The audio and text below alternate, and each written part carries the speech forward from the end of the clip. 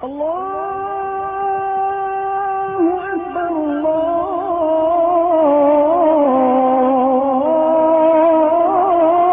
Akbar. There's two things. Okay. There's one thing which is like the quarterly testing. Yeah, the quarterly testing, um, uh, and so there's only like, so usually students will be nervous. And for the quarterly testing, if the old revision is done properly, they won't need too much time to prepare. But again, it depends on the stage of the student's Hifdh. If the student is anywhere between less than 10 juz or less, yeah, then they shouldn't need a full week to prepare for that. They shouldn't need a full week. But if once you get past the 15 juz mark, this is where, okay, the Hifdh starts to pile on, right? And they may need some more time. The way that I think that this can be solved, so to answer your question, yeah, if you're gonna, if the exam week is taking a week, let's say, and then the preparation for that may take up 1 to 2 weeks, then yes, this and that's happening 4 times a year, which means like 8 weeks are already now like, or 4 to 8 weeks are being taken away. Now you have to see one thing. The first thing is that time needed? Is the student's memorization weak? Yes, then you have to implement that time.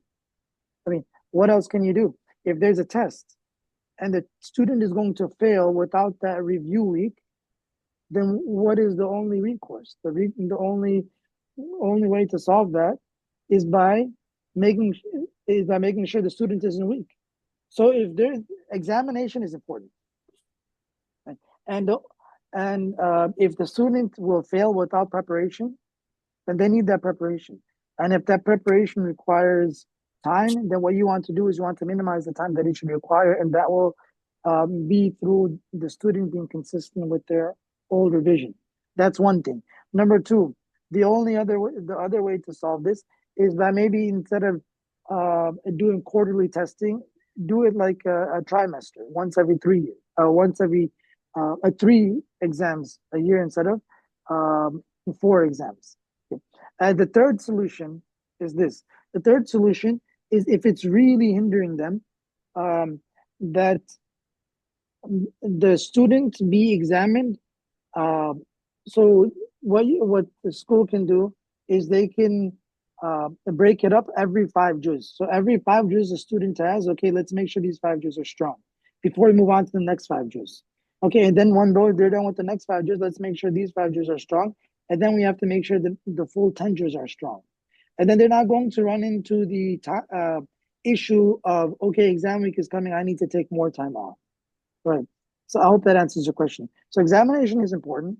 In order to make sure they're prepared, they either have to take time off for that, or they have to stay consistent with their old revision. And the way to remove extra time needed for preparation is to make sure that they're doing their old revision consistently. Number one, and also to add to the amount of their old revision. Yeah, to add to the amount for add to the amount of their old revision that the student is doing daily. For the student to do that on their own. Yeah. So even if, so I see this is not for failing students, but for all students, right? So if it's for all students and they're not failing, then they shouldn't require as much time for examination. I hope that makes sense. So to prepare for examination. Yeah. But there has to be, I think examination is it is important. To minimize it 3 times a year could be it wouldn't be a bad thing.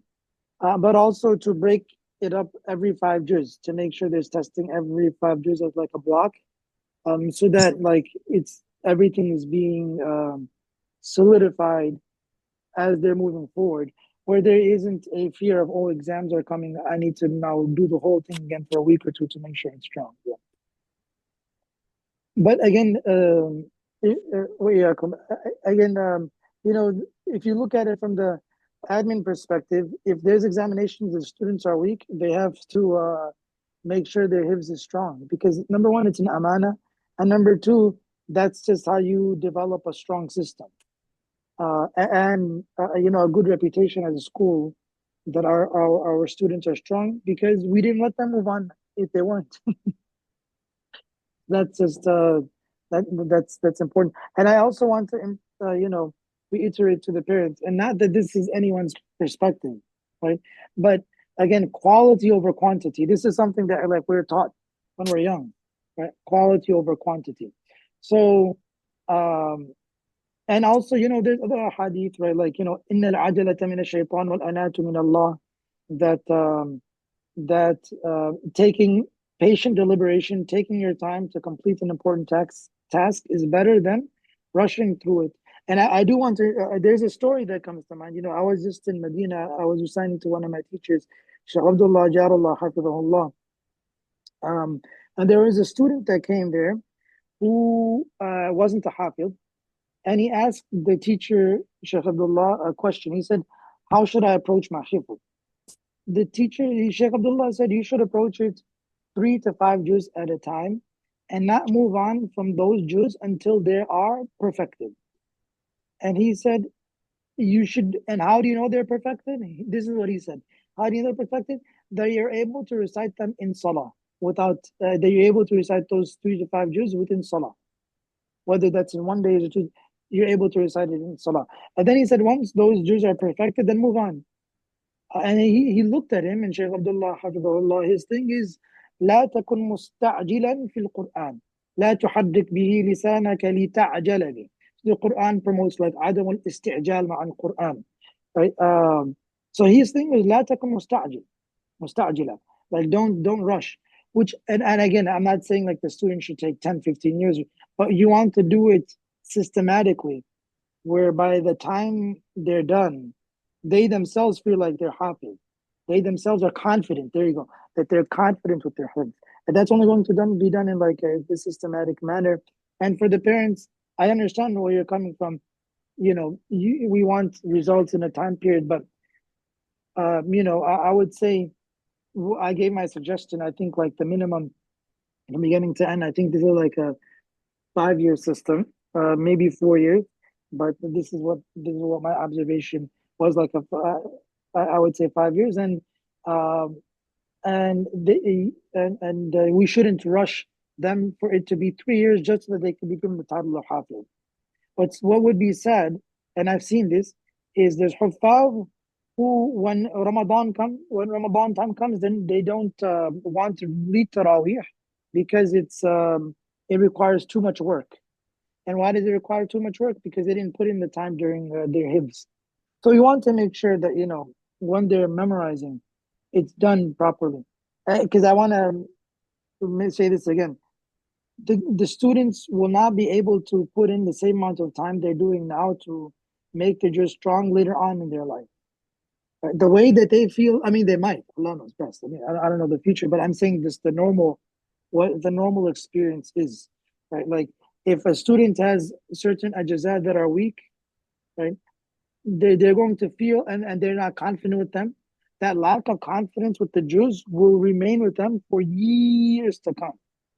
But if they're confident with the juz, it will remain with them also for years to come, so long as they review. So of course, revision is very important. So I think the important perspective of the child or the parent is not to like rush the results. And that's what I was saying. Like the sixth point is identify there's an element of like sacrifice here. We have to understand there's an element of sacrifice. And one of the biggest sacrifices is the sacrifice of time, the sacrifice of what we would like to see, but for knowing what is best, what we would like to see, knowing what is more reasonable in terms of an expectation. So those are my thoughts. Yeah. And again, I hope everything I said was correct. These are my thoughts. If anything I said was incorrect, I ask Allah Ta'ala to forgive me and to overlook that. But I ask Allah Ta'ala to grant us all barakah and grant you all barakah and reward you all for putting your children in the Hifdh school. May Allah Ta'ala bless the school. May Allah Ta'ala bless the children and the students and allow them to be Huffaz the Quran to the highest degree. Are there any other questions?